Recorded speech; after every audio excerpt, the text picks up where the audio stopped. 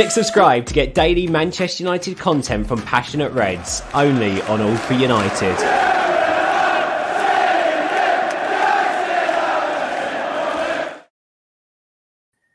Welcome back, everyone, to All for United. This is a preview show for the upcoming Champions League clash for Manchester United against Atletico Madrid. I am Grant. I am your host once again on this fantastic channel, and I'm delighted to be joined by Spanish football expert Alvaro Romeo, who is famous of talkSPORT, but also on a range of other media platforms, including the Totally Football Show, which I think is absolutely fantastic. Alvaro, welcome to you. Thank you. It's a pleasure to be here. It's excellent to have you on the show. Remember, for those who are on All for United, please like and subscribe. You can find us on Facebook, Twitter, and YouTube for all Manchester United content. Alvaro, it's great to have you on the show. Can you just give a little bit of a flavour to my guests and to people tuning into the show, just a little bit about yourself? Yeah, my name is Alvaro Romeo. I'm from Bilbao in Spain. I support Athletic Club Bilbao, and I am right now an observer of reality, and I try to tell what's happening. I am a journalist and also a football commentator, and my main areas of action are the Premier League and La Liga. And yeah, I think that if following one club is tiring enough, imagine how it is like to follow two leagues. So yeah, this is where I am at, but I love what I do. And as I said before, it's a real pleasure to be here. As I mentioned before, and I've spoken to you before for my own podcast, but you are very much involved with the fantastic Totally Football Show. What's it like working with guys like James Richardson, James Horncastle, and so many other great people? Oh yeah, it's brilliant. I mean, you can learn a lot from them. You get the feeling that you are working with the best possible journalists and broadcasters, and at the same time, they all cover topics and subjects that I find very interesting. James Horncastle covering Italian football, Rafael Honigstein covering Bundesliga, a league that I really like, Julien Laurens covering French football, then the experts in English football as well. They basically give me great inputs and a lot of good information and a lot of knowledge that I try to implement in my commentaries as well. So yes, it is a real pleasure to be part of that team. And on top of that, they are great people too. I mean, the likes of Charlie, the producer, or Ben, they are as well really organized, very good people to work with. And I only have good words for them, really. You mentioned in your intro there that you're a Bilbao supporter. What have you made of Bilbao so far this season and Spanish football as a whole? Because we're over halfway through the season and it's been highly competitive, as we'll come on to talk about with Atletico. Well, I would say that the main difference between Spanish football 5 years ago and Spanish football now is that now it's more open. Probably our listeners will say, well, but Real Madrid is topping the table. Yes, they are topping the table, but they are not as strong as they were 5-6 years ago. Same thing applies to Barcelona, who is playing Europa League. The same thing applies to Atletico Madrid. And I think that the perfect example of what I'm saying is how open the Spanish Cup is. The likes of Betis, Athletic Club Bilbao, Rayo Vallecano, and Valencia are in the semi-finals. This was unthinkable 5-6 years ago when Real Madrid, Barcelona, and Atletico, they were competing for every single trophy. Right now, this is a little bit unrealistic for them. And maybe the Spanish football level has dropped a little bit, I have to admit it. But at the same time, it has become very entertaining. Maybe the beauty of La Liga lies in its imperfection right now. And this is something to take into account as well, because unpredictability is also a very entertaining factor. Yeah, and we're seeing already the early stages of the knockout phase in the Champions League. You mentioned Barcelona being in the Europa League. Do you think that the dynamics of Spanish clubs at Europe's top table has certainly changed? They have already changed. I think that they are not changing anymore. They have already changed, and now it's time for Real Madrid, Barcelona, Atletico, and many more to correct themselves.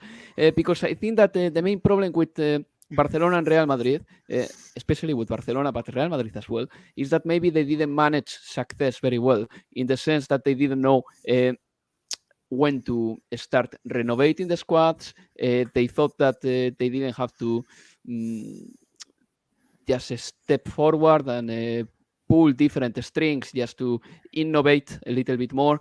And also all the intellectual talent in world football has left. Guardiola was a Barcelona manager. He left to Manchester City.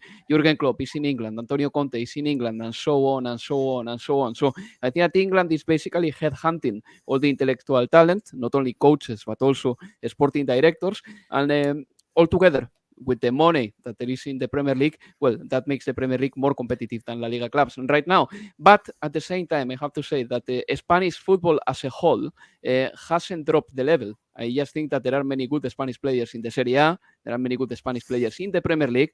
It's more the Spanish league. But then the Spanish national team is already getting good results. They got to the final of the Olympics. They got to the semifinals of the European Championships. So I have no reason not to believe that Spain won't be competitive. Spain, the country, won't be competitive in World Cup 2022. Yeah, well, it's certainly going to be very interesting to see how it unfolds in the short term, but also the long term as well for Spanish clubs and the international team, as you mentioned there, Alvaro. We're obviously here on All for United to preview the match against Atletico in the Champions League. But let's have a little chat, Alvaro, about Atletico in La Liga this season, because they're currently lying fifth in La Liga as we're recording this on the 17th of February. What have you made of Atletico this season under Simeone? Because it's been pretty tricky, hasn't it, to kind of gauge where Atletico are at, because they're usually so good defensively. But this season, it hasn't been the case. It hasn't. And probably we are experiencing Simeone's worst ever nightmare. The fact that his team is very leaky defensively. Atletico de Madrid is no longer robust. And this is the antithesis and the opposite of what Atletico de Madrid has been for the last years. I think that last season, at the end of the season, you could see that there were some flaws in there, because Atletico de Madrid won La Liga 2021, getting 50 points in the first half of the season, and then getting less than 40 in the second half of the season. That told you that Atletico won the league by December, but then they lifted the trophy in May. But the work was done in 2020. I think that they carried that form into the into this coming season, and there are many problems that probably Simeone cannot just embrace all of it. Number one, the defensive pair, the defensive duo is not reliable. Number two, Jimenez and Savic, his preferred defensive pair, hasn't been able to play together for 5-6 games just to get better together. Then they've got a massive problem in the left back, to the point that they needed to sign a player in winter to play in that position. Then the signing of Rodrigo de Paul hasn't worked very well. He started well in La Liga, but lately he hasn't been able to impose his game in the league. The midfielder is very leaky. The midfielder is not capable of holding with Koke and whoever plays alongside him.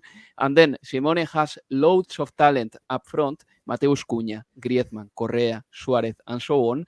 But I think that he doesn't train the attacking sequences very well. It's like he's been always making sure that the defense works very well, and then the strikers basically had to rely on their individual skill and their imagination. This season, the individual skill and the imagination is not what defines Atletico de Madrid forwards. And yes, you put all that together, you shake the mixer, and you get this Atletico de Madrid, a team that, for example, in mid-February has lost at home against Levante. And Levante is the worst team of La Liga by far. So this never happened before. I think that Atletico de Madrid arrives into this stage of the Champions League in a terrible state, much worse than Manchester United. It's uncomparable, the situation of Manchester United and Atletico de Madrid, because at least Manchester United has a couple of really good stars that, you know, can make the difference any day. But right now, I look at Atletico de Madrid, and the only player who can make the difference sometimes is Yannick Carrasco. But that guy knows that he's very likely to be replaced during any game, and he doesn't play with the confidence. So, yeah, as I said before, there are many problems, many issues, and I think that Diego Pablo Simeone is just not capable right now of embracing all that, detecting the issues, and then finding a solution for them. Very interested to hear those thoughts there, Alvaro. I mean, I was having a look at the stats on Atletico's defensive record. The last clean sheet in the league was on the 2nd of January against Real Vallecano at home in a 2-0 win. They did keep a clean sheet in the Copa del Rey against, apologies if I pronounce this wrong, is it Mayada Honda? Rayo Mayada Honda? Is that how you pronounce it? Honda, yeah. 5-0 they won that match. But you mentioned there the Levante game, losing 1-0 at home. I must admit, my eyebrows raised when I saw that result. What went wrong for Atletico in that match? Well, I think that it was just the same old for Atletico de Madrid. We all know that Levante, despite them being the last team in La Liga right now, the bottom of the league right now, they are still kind of dangerous because they score many goals, but then they concede many. So if they have a good day, they can actually hurt you a little bit. They drew with Real Madrid 3-0 back in September, for example, just to give you a little bit of a hint of what Levante is capable of. But normally they are really bad. And if they score 2 goals, normally they concede 4 and then they lose. And that has been Levante's reality. But Atletico de Madrid just repeated the same issues. They were slow playing the ball. Then the defense didn't show any security. Then up front, no one was capable actually of dribbling past someone and trying with a shot. So the collective deficiencies have engulfed the individuals as well. And now all the players know that no matter how good they do, and they are not doing very well, it is very likely that Atletico is not going to win the game. So I think I'm not saying that the players are not trying, but the players don't find around them a scenario to try new things, to be imaginative during the game, to create, and all that happened against Levante again. And Levante went to Wanda Metropolitano for the first time maybe in 10 years, thinking that they could get a point. This is Atletico de Madrid's reality. They've been so bad for so long and so obviously that anybody knows that you can actually get the better of them. Mm-hmm. Well, I was just having a look at Atletico's kind of results. The 2-2 with Villarreal, that 3-2 at home win against Valencia, the 4-2 defeat at the Nou Camp against Barcelona, a 4-3 with Getafe. It's never dull for Atletico, Alvaro. No, and this is unprecedented. Atletico has never conceded so many goals under Simeone. 34 goals. 34 goals. Yeah, there you go. This is unthinkable. And, the problem is, as I said before, something that should worry Atletico de Madrid a lot ahead of the trip to Old Trafford. The only thing about Atletico de Madrid that I can tell you, look, there is only one reason to believe in Atletico de Madrid, is that whenever they've been very needed this season, they've done the job. And I'm going to point at few scenarios in the past. When they were a man down against Liverpool, they were more competitive than ever this season.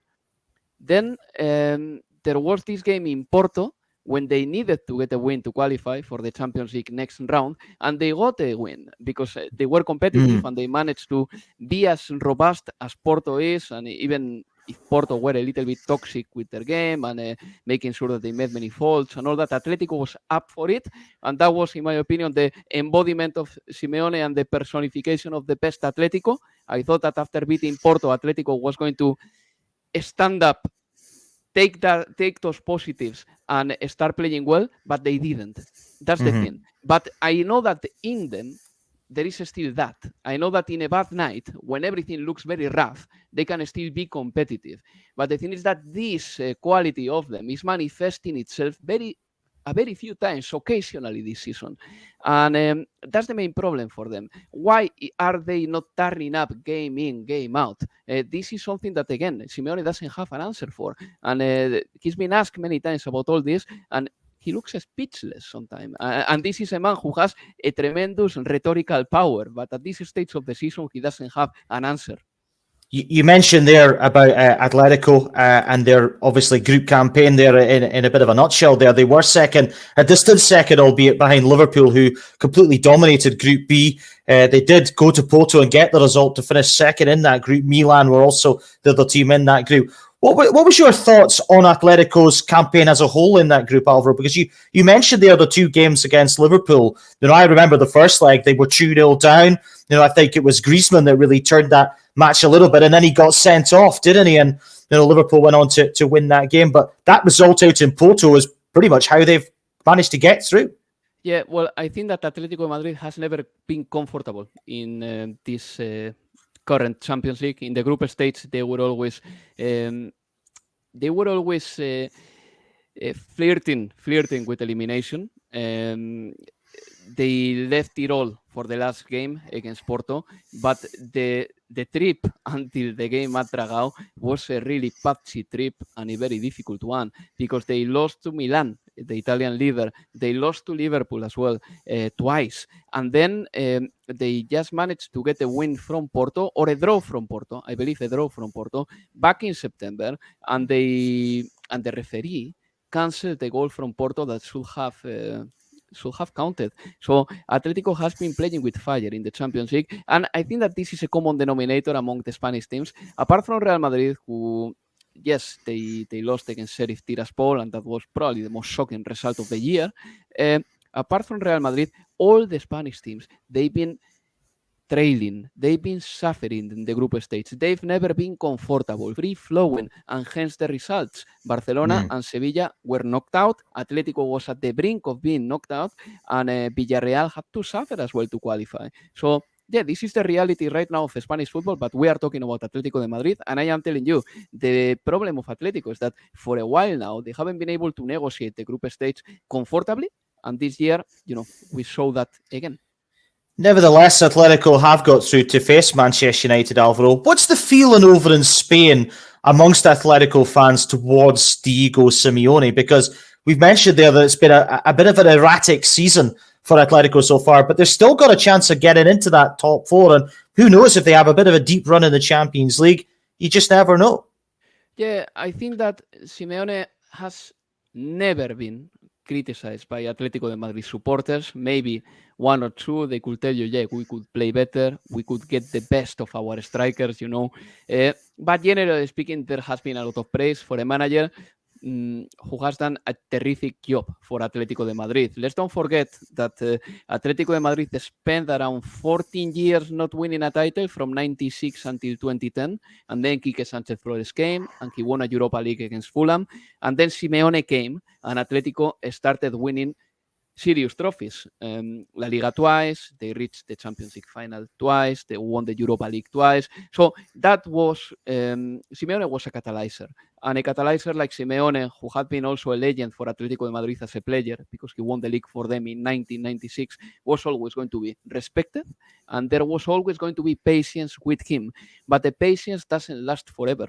And this year, for the first time, you can see a little bit of a division among the fan base. And I think that division crystallized against Levante the other day when Jose María Jiménez, he just had a little bit of a bust up with the crowd at the Wanda Metropolitano. Many of the supporters booed Jose María Jiménez, and some others booed the supporters that were booing. So it was a little bit of a loud night at Wanda Metropolitano, and I think that that division among Atletico de Madrid fan base that we have never seen for a long time, if Atletico keeps on losing, may end up getting to Simeone as well. You mentioned Jan Oblak, Alvaro, because, he's been such a consistent mainstay of this Atletico team and very similar to David De Gea in many respects. He's been at the club for a sustained period of time now. How important has he been for Atletico over the years, but particularly this season?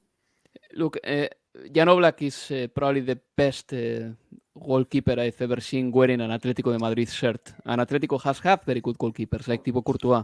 But I think that Jan Oblak's prime at Atletico de Madrid is incomparable. He's been fantastic. But this season, he is not having such a confidence. And the truth is that in the past, he was always blocking the ball.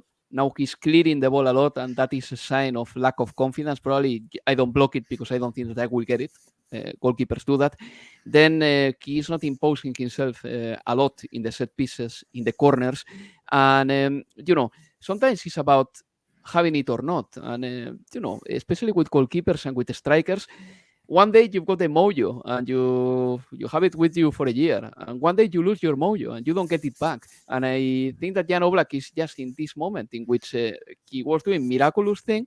And right now he's not capable of producing that. I'm not an expert in goalkeeping, but I'm sure that it doesn't help, obviously, if you don't trust your defenders and if they shoot at you from close range. And I think that Jan Oblak is also having to face a lot of shots from close range. And all these things, you put them together again, and you find an explanation of why Jan Oblak is being a bit more sloppy this season.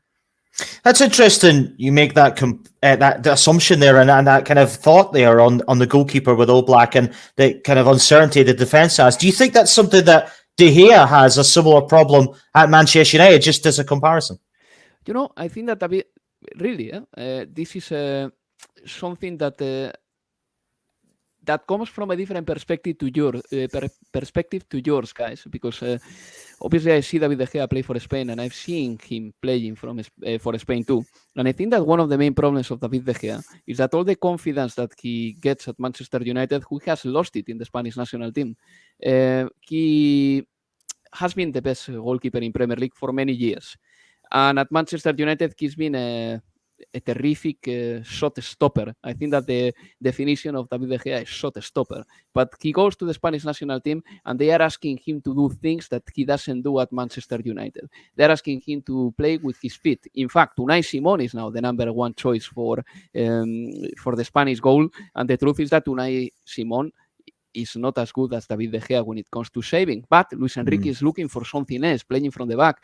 And I think that David De Gea, from 2016 onwards, he's been criticized in Spain for a number of reasons, but that was one of them, his game with his feet. And I think that all the confidence that he could get at Manchester United, all the confidence that he's losing sometimes, and especially this season, for example, he did a save to Mother last night that was unbelievable as well, the Brighton player. He's losing that confidence when he goes to Spain. So, it's a little bit of a strange situation for him because he's getting all the praise in one country, but then in Spain he's not playing or he's not getting quality minutes. So, I think that this is the main issue with him. But this season he's been unbelievable, probably better than Jan Oblak. Well, not probably, definitely better than Jan Oblak. It's really a double-edged sword that you're talking about there, and I'm intrigued, and I wanted to know your thoughts on that. So really interesting to hear. Another player who I've really been excited to see at Atletico this season is top scorer Angel Correa. He's into double figures for the season. How big a player will he be for Atletico over these two legs? I think that he can be very important. He's the kind of player that can hurt you in small spaces. He's the kind of player that can filter through under the legs of Harry Maguire pretty much because he is very, very short and Harry Maguire is very tall. He's the kind of player that with the movement of his hips and his waist, he can leave you behind. And he's very clever in tight spaces. He's a decent goal scorer. And I think that he can be a very valuable asset for Atletico de Madrid. Also because he will be facing defenders that are quite big, very physical. And Angel Correa doesn't have any problem to play against players like this because he is very skillful and he manages to filter through small spaces. All that said, with Angel Correa, we have the same problem as we have with any other striker at Atletico de Madrid. Simeone rotates the strikers so much that at the end of the day, none of them feel very confident. And at some point, you just have to get your act together as a manager and say, who is the best striker I've got? Or who are those strikers who are delivering? And Angel Correa is one of them. Angel Correa is always saying, here I am, play me because I'm playing well. And Simeone likes Angel Correa. That's the most annoying thing, probably. I remember last season, Angel Correa at Betis ground, he missed one very clear chance and Atletico de Madrid was at the brink of losing the first place to Real Madrid in La Liga. They ended up winning La Liga, but after that miss, Simeone said, we love Angel Correa, he's very important and he's going to be important for us until the end of the season, and he was. And at the end of the season, Simeone praised Correa. He said that he's always working, he's got the right attitude. That is why I think that at some point Simeone should say, all right, so if Correa is this kind of player and he's delivering in the games and he's showing commitment, he should be playing more. And I really hope that Correa is playing at least 90 full minutes against Manchester United because he can show his quality. Another player we simply have to talk about is Luis Suarez because, of course, very synonymous with Liverpool. And obviously, he would love to be on the winning side in this tie against Manchester United. How big a part could Suarez play over the two legs? Look, I think that Luis Suarez is the kind of player that relies right now a lot on getting a good supply from whoever plays behind him. And Atletico de Madrid at the minute doesn't have great passers. Rodrigo de Paul was supposed to be that man who could give the final pass, but for one reason or another, the Argentinian international is not giving a lot of progressive passes. And Luis Suarez hasn't been fed enough with balls during the game this season. He's still scoring goals because if there is a penalty, probably he will take it. Because if there is a ball in the box, he is still quick enough in the final third just to get to the shot before the defender. But if Manchester United manages to keep Atletico de Madrid very far from David De Gea, if they play with a high line, then Luis Suarez is going to suffer because he doesn't have that fifth gear anymore, and he's a different type of player. He's more of a poacher now. I'm not saying he's a bad player. He's a qualified striker, and if I have to choose a player from Atletico de Madrid to have a one-on-one with David De Gea, I will choose Luis Suarez. The thing is that Luis Suarez now scores very specific type of goals, the goals that are inside the box, or the shots that he can take from inside the box, but outside the box, normally he's got he has a very marginal contribution to the game. I just mentioned my theory of players that I think will have an impact for Atletico, but is there any other players in this sort of squad, Alvaro, that could give United some problems, maybe different problems that people might not expect to hear?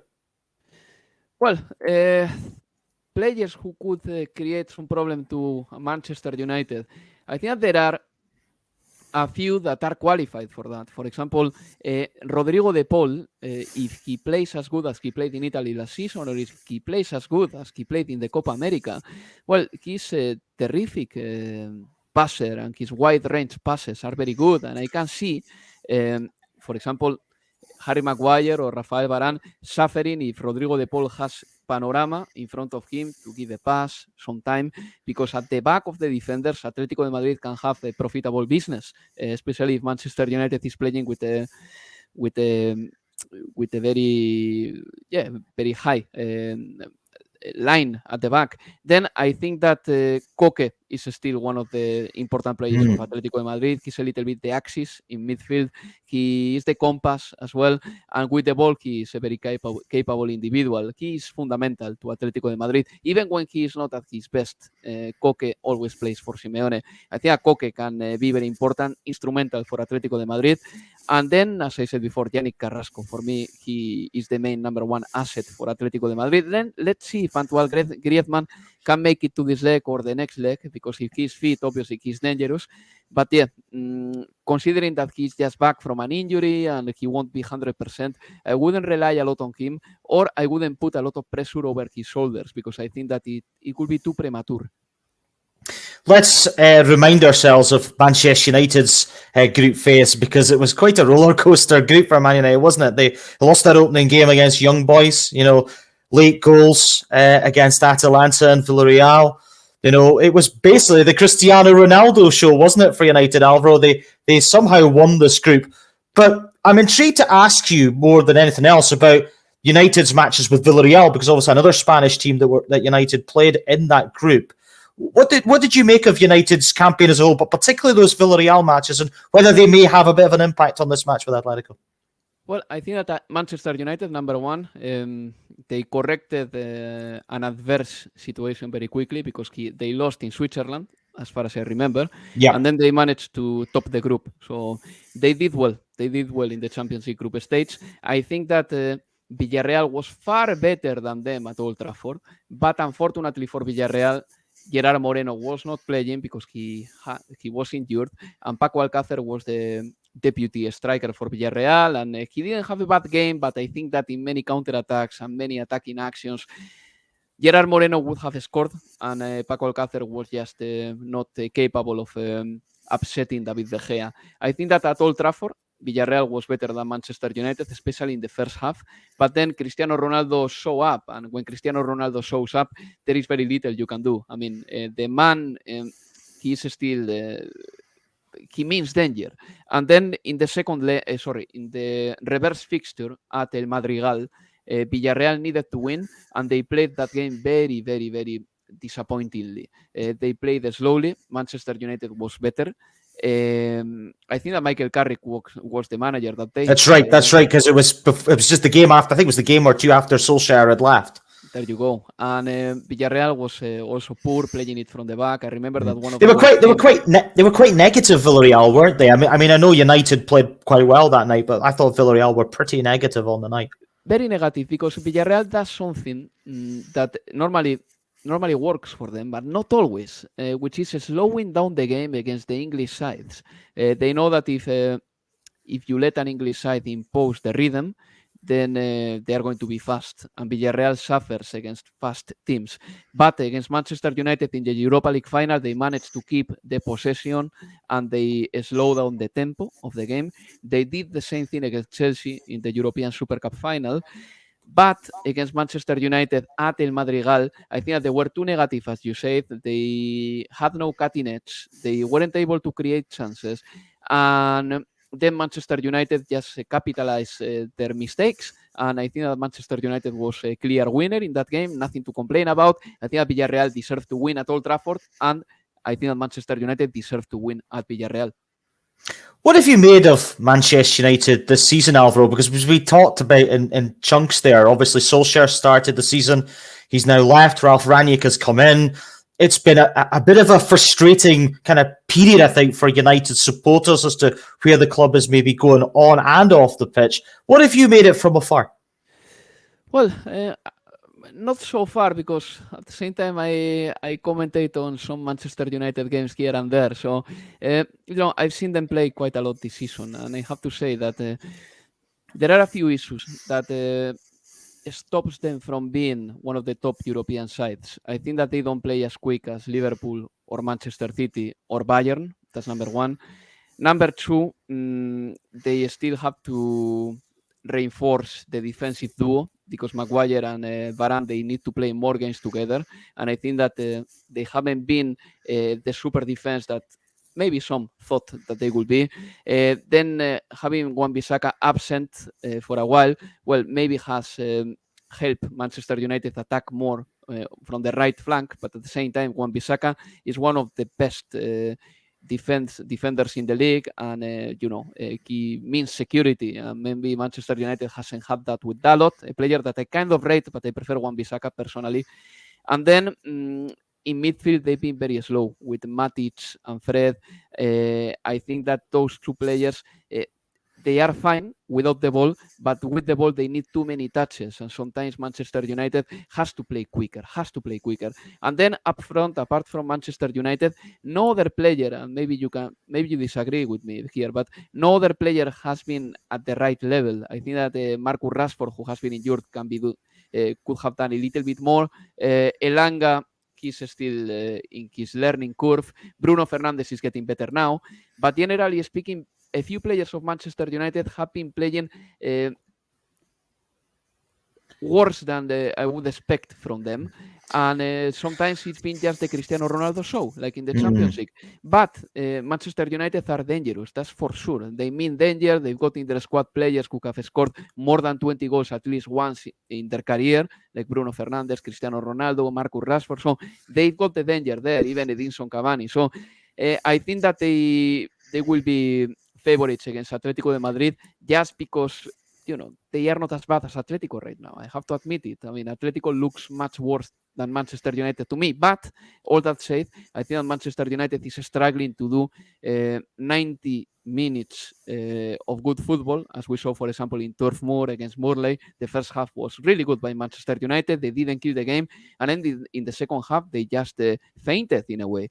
So, if you don't play 90 good minutes in the Champions League, maybe not now against Atletico, but in the future, you are very likely to be knocked out. Let's assess the first leg. It is at the Metropolitano in Spain for the first leg. Do you think it's an advantage for Atletico to be at home first, or would you, as a Spanish football supporter, be better to see Atletico play at Old Trafford first? The thing is that probably the last great night of Atletico de Madrid in European soil has been at Anfield, playing a second leg away from home. So, it's difficult to address that. The truth is that the away goal rule normally benefited Atletico de Madrid a lot because they didn't concede goals. But right now, fortunately for them, it's been scrapped because they are conceding a lot of goals. So I don't think that there is a winning factor in playing away at the first game or the second, really. I really don't think that, especially with these kind of teams like Atletico, like Manchester United, that are so experienced. They've been there so many times. I don't think that any player from Atletico de Madrid or any player from Manchester United is going to be shaky ahead of their game. I don't think that none of them are going to feel a lot of pressure. I think that they will feel a competitive pressure, but they won't fear to play at Wanda Metropolitano or they won't fear to play at Old Trafford. So I don't think that this is a factor, really. And really, the build-up to this match, I think Atletico are away to Osasuna at the weekend, and Manchester United are away to Leeds United in a very important match in the English Premier League. How important or how much of a factor do you think those two matches will have on both teams? A little bit, yeah, because Leeds is very physical and Osasuna as well. Osasuna is the kind of team that can actually upset you. They are very strong, robust, and also if the game has to be a little bit, if they have to go the extra mile, they will do it, and if they need to get yellow cards in order to get the point, they will do it as well. So Atlético de Madrid will have to fight a lot to beat Osasuna. I'm pretty sure about that. Osasuna beat Rayo Vallecano 3-0, by the way, last weekend, so they are in a good run. And the good thing for Atlético de Madrid is that maybe they can rotate a little bit, and Simeone has an abundant squad in his hands, and I'm sure that he will rotate a little bit, thinking about the game against Manchester United. I was intrigued to find out that this is going to be the first meeting between both teams, Atletico and Manchester United. They've never played against each other, which I found quite extraordinary. Really? Yeah, I couldn't believe this when I looked at the head-to-head matches. No match found, which I thought was quite incredible. And one thing that kind of intrigues me about this is how I feel the match is going to go, because when I speak to a load of Manchester United fans, a lot of people think it'll be a tight, very tactical battle because Simeone always plays to try and make the game as tight as it possibly can be and maybe try and nick a goal here and there. But as we've alluded to earlier on, it seems like Atletico are a little bit more vulnerable this time around. And, United maybe not being so watertight themselves, it might be a bit more of an open game than people realise. Yes, and I think that the individual and collective mistakes make this tire very entertaining. Not necessarily the good things that make football entertaining, like, for example, a player who can actually skip the tactical rigors and do something amazing. I think that in this case, maybe individual mistakes may make the game entertaining, and Atlético de Madrid is likely to make mistakes because they've been doing mistakes the whole season, individual and collective mistakes, especially in the midfield. I think that in the central defense, in the central area, basically, Atlético de Madrid is not a safe team at all. There is no qualified holding midfielder who is doing a good job because Kondogbia this season, for whatever the reason, is not delivering. Then the defensive duo is not working very well. So yeah, there is a mistake in them. And I don't see Atlético de Madrid suddenly becoming the team that they were 2 years ago from one day to another. This is impossible. This doesn't happen in world football anymore. I know that this Atlético de Madrid could play this good, could play a 10 out of 10 football, but they haven't been doing it for a year now. Mm-hmm. How do you recover that? You cannot recover that because winning is a habit, and playing well is a habit, and defending well is a habit too. So I find it very unlikely that this game is going to be pretty much perfect from the tactical point of view. And Manchester United, well, I'm sure that under Rangic they have improved a few things, but the manager has been there only for 3 months now. Yeah, I mean, it's going to be such an intriguing game. I mean, do you think Atletico will play a similar sort of style in this game to what they did in the 2 matches against Liverpool? I know they lost both matches, but they were certainly well in the game at the Metropolitano when they got back to 2-2. And as you mentioned there, at the game in Anfield, when they did go down to 10 men, they probably played better than they did when they had 11 on the pitch. Yeah, exactly. I think that Atlético de Madrid is like a wounded lion, That is when a lion is dangerous, when they are wounded and when they know that, it's all or nothing. My life is at stake right now. What I do know is that it is very likely, 99% likely, that if Atlético de Madrid scores 1 goal in the first leg, probably they will try to keep that advantage, but they won't go crazy about scoring the second, because scoring many goals is not in Simeone's nature unless he has to.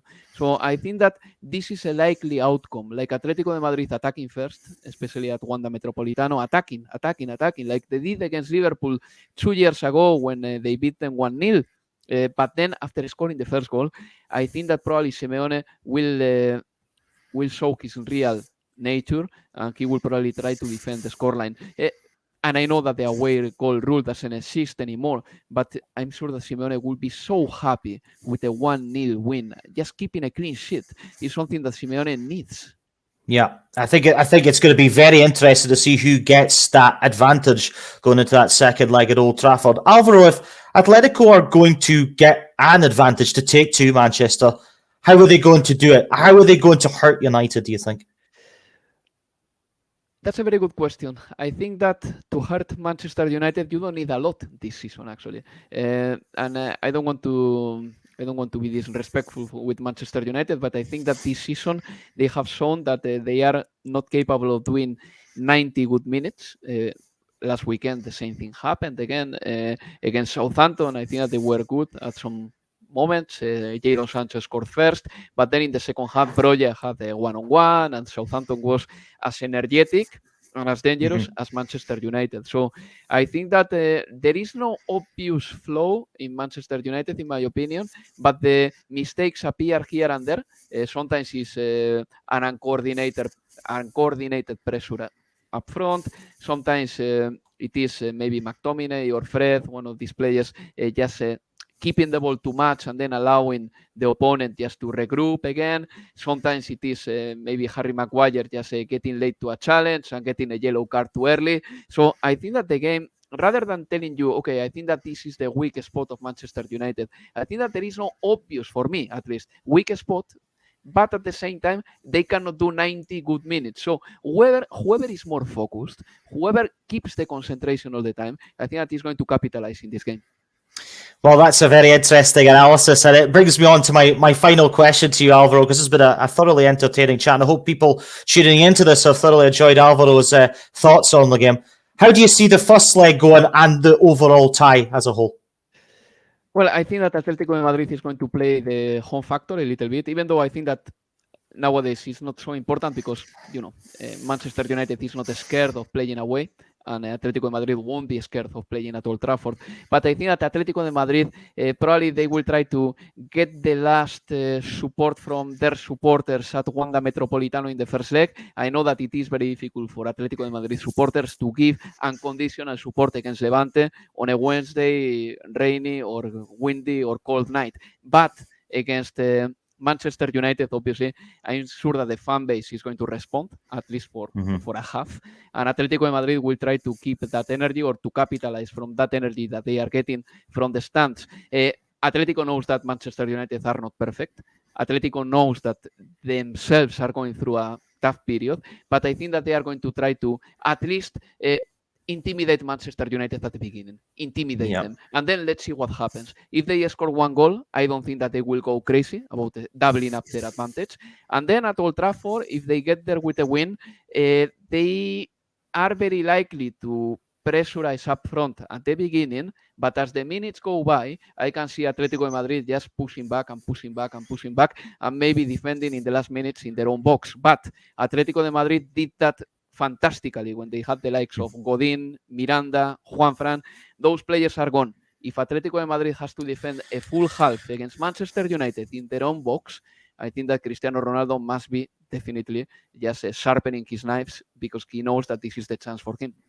This just feels like such a 50-50 game. I think it's going to be really intriguing to see how it goes. If Atletico do come through this tie overall, Alvaro, how big a positive will it be for Simeone? And also on the flip side, how damaging is this for Atletico? Because their season is pretty much in a bit of a pickle already in La Liga, as we talked about already.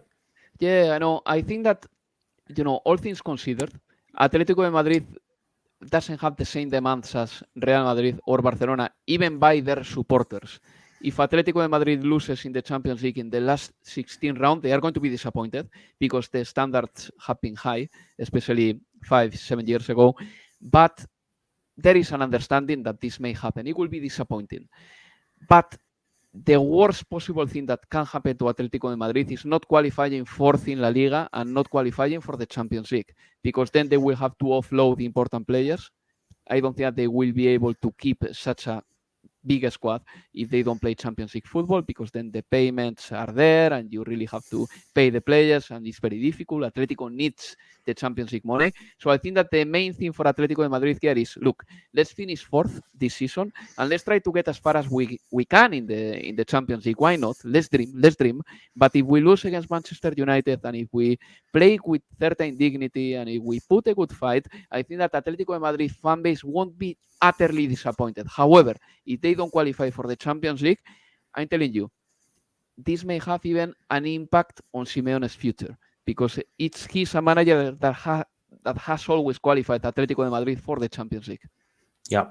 With the exception of 2012, when he arrived into the team in November, and then it was very difficult to qualify for the Champions League.